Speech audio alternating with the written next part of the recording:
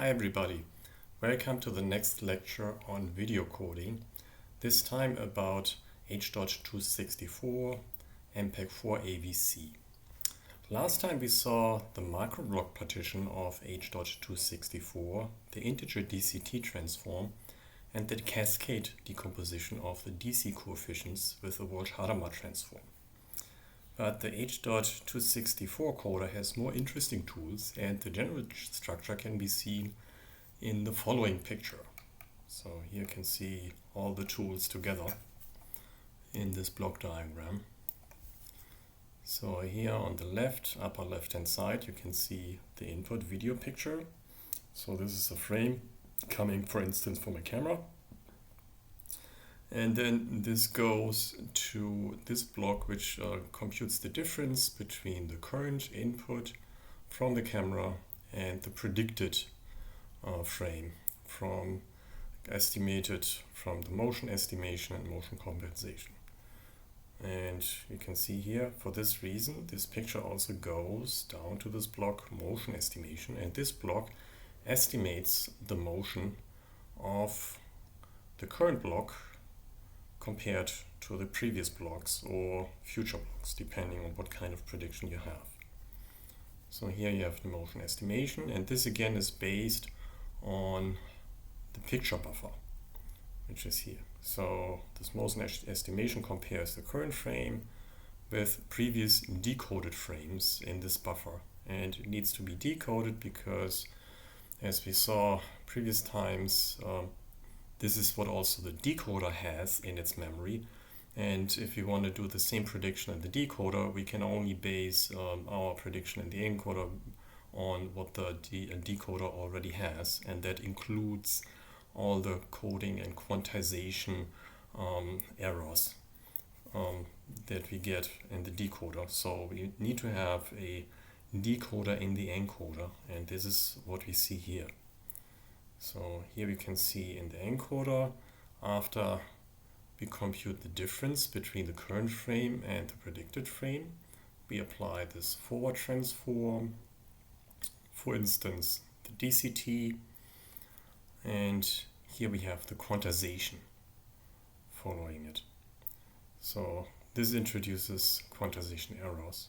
And for our internal motion estimation and prediction, we then need to decode this image, starting with the inverse quantization, or dequantization I usually call it, because it's not really inverse. Then we have now the real inverse transform, the inverse DCT, and this gives us then the prediction error image. And then basically we add the predicted image to this prediction error, and we get the reconstructed picture, which we have here. So this is our reconstructed picture. Then we have a new block here, which is called Deblocking Filter, which we will learn more about it later. And this is also part of the decoder, and hence also we need to include it into our decoder in the encoder for our decoded picture buffer here. Yeah. We also see another new block here, which is called Spatial Prediction. So this is also based on the current picture buffer here. It tries to do spatial prediction instead of motion compensation. So you can see a switch. It can decide if you want to do motion compensation based on the temporal sequence of frames, or spatial prediction which is an intra frame prediction based on pixels in the same frame. And that's why the switch is also called inter/intra mode decision. Yeah. So here at the output we have our entropy coding, which encodes the quantized coefficients and also encodes the motion vectors which come from here, and put both in a bit stream here. Yeah. Okay, so here we have another output video picture, but this is in the encoder, so this is usually not used. Yeah, this diagram I have from this book from Elbovic, editor, The Essential Guide to Video Processing.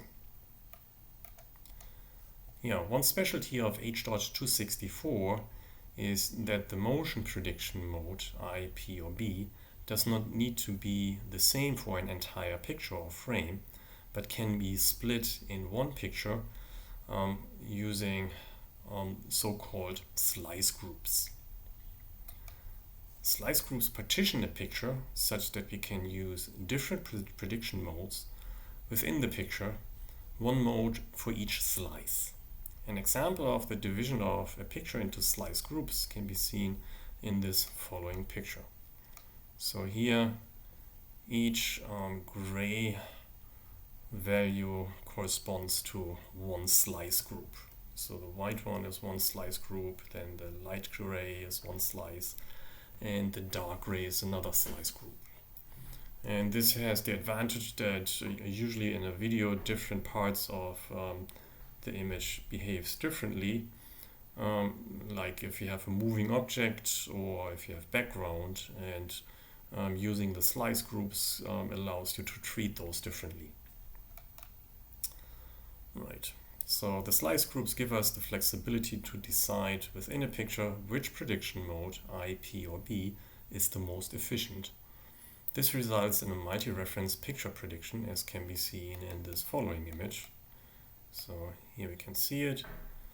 Here in the middle you have the current picture, right? And you can see different parts of the picture have different reference region in previous or future frames. Right, so this can be useful, for instance, if you have background appearing because an object is moving.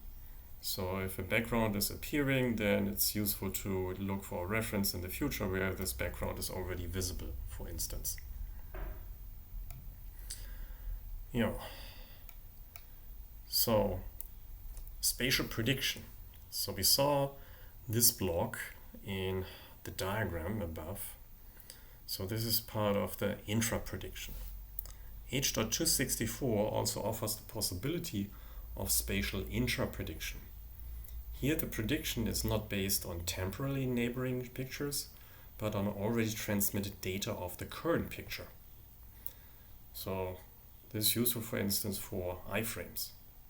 Since usually the pictures are transmitted from top to bottom and from left to right, possible directions for this type of predictions can be seen in the following image. So here you can see the prediction directions. So you can imagine these are blocks, and then these dark gray pixels are already transmitted, received in the decoder, and then we can try to predict the coming pixels in the same row. Or we could do it vertically. So these pixels are already received in the decoder, and then we try to predict the pixels below in the same column. Or we could do it diagonally. So here these pixels are transmitted already and received, and now we can use those to predict the pixels in a diagonal sequence. So you can imagine the best option depends, for instance, on a direction of a stripe image that you have in front of the camera. So if you have horizontal stripes in the image, then the horizontal prediction would be most efficient. If you have vertical stripes, then the vertical prediction would be most efficient. Or if you have diagonal stripes in this direction, then the diagonal prediction would be most efficient. Yeah, so there are different prediction modes for different block sizes, selectable on a per macro block basis for 4x4, 8x8, and 16x16 size blocks. For instance, for the horizontal prediction, the values just left of the current block are copied into the current block. So really simple. The prediction just consists of repeating the pixels which are already received to the left side. For the diagonal prediction, a weighting of the reconstructed values adjacent to the current block is used. So if you have the diagonal prediction, then you have pixels above and to the left, and then you can, for instance, use an average of those pixels. Yeah, and then we saw this deblocking filter, right?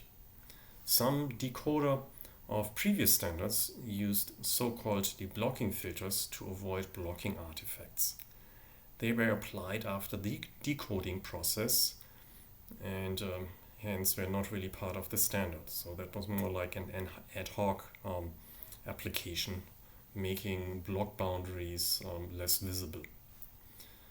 So since it is known in the decoder where the block boundaries are, it can be checked if they can contain edges and try to decide if the edges are part of the picture or artifacts.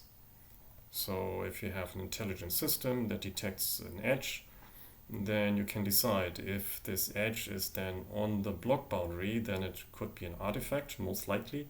If it's not on the block boundary, then it's not an artifact. It's not an artifact, but it's part of the picture. If the algorithm decides it is an artifact, it can smooth away the edges around the block boundaries. The problem is, if the decision was wrong, then we get an unsharp lattice pattern in the image. Right? So we need a smart algorithm here. To avoid this deblocking would need to be part of the prediction loop, such that past wrong deblocking can be compensated by the next prediction error image.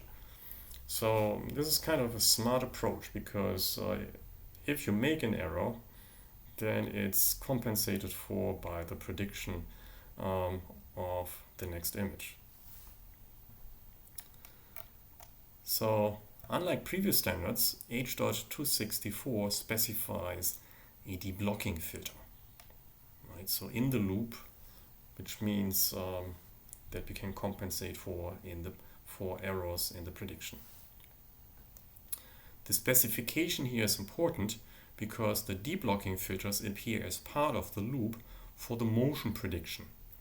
A picture is deblocked before it is used as a basis for the motion compensation. Right? So it's in the memory. The deblocking filter is an adaptive filter.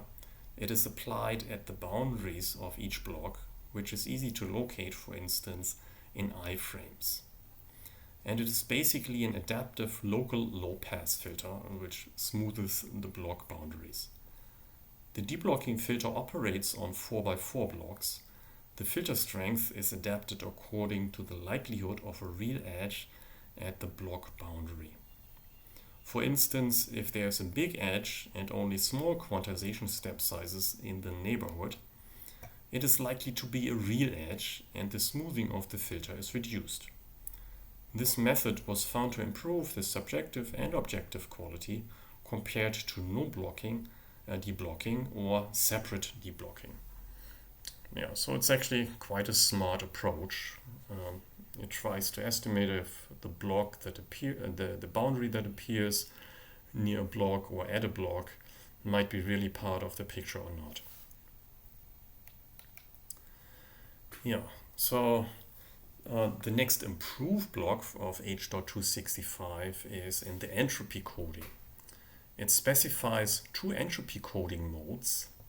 One is the context adaptive variable length coding, CAVLC. This is the simpler mode and it's used in all profiles. Then the next one is the so-called context adaptive binary arithmetic coding, CABAC. This is the more complex mode used for improved compression.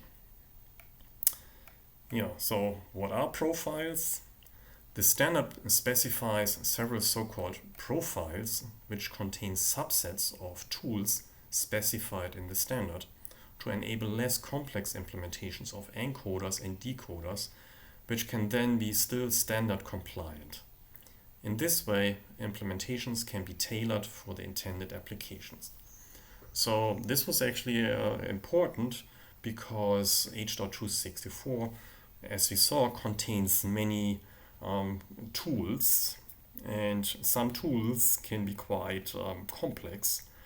And it depends on where you want to apply it. Sometimes you just have cheap processors and you cannot really afford to have complex tools in them.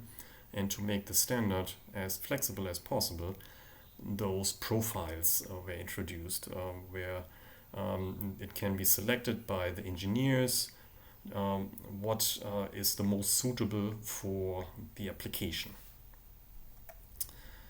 Yeah, so what's the compression performance that H.264 reach? So it has one of its main properties an improved compression performance compared to previous standards, such as MPEG-2. The following shows the compression performance compared to MPEG-2 on the basis of the peak SNR, short PSNR, on the luminance signal. The PSNR comparison here makes sense because the coders which we compare have similar artifacts. So PSNR is a so-called objective measurement, and this basically measures the signal to distortion errors. So it's not really subjectively motivated, but it's more like computation of the errors. Okay, so here you can see the result. So here you can see horizontally we have the bit rate, right? So here's the bit rate in kilobits per second, and vertically we have the PSNR in dB. And this is most interesting for comparing different bit rates for the same PSNR. So you can see here the black is H.264 high profile, and this circle is MPEG-2. And say we want to compare the bit rates for 34 dB PSNR. Then for H.264 we need around 2000 kilobits per second or 2 megabits per second. But for MPEG-2 we need over 4000 kilobits per second or 4 megabits per second. So we can see it's roughly a factor of 2. And that's true for also for the other points here. And that was originally also the goal of this development. So here we can see that for the same PSNR, H.264 needs only half on the bit rate of MPEG-2. This is also what H.264 is claimed for, that it features about half the bit rate compared to MPEG-2 for the same image quality. Okay, so this is the end of this slides. So thank you for your attention for this part of slides, and see you in the next part.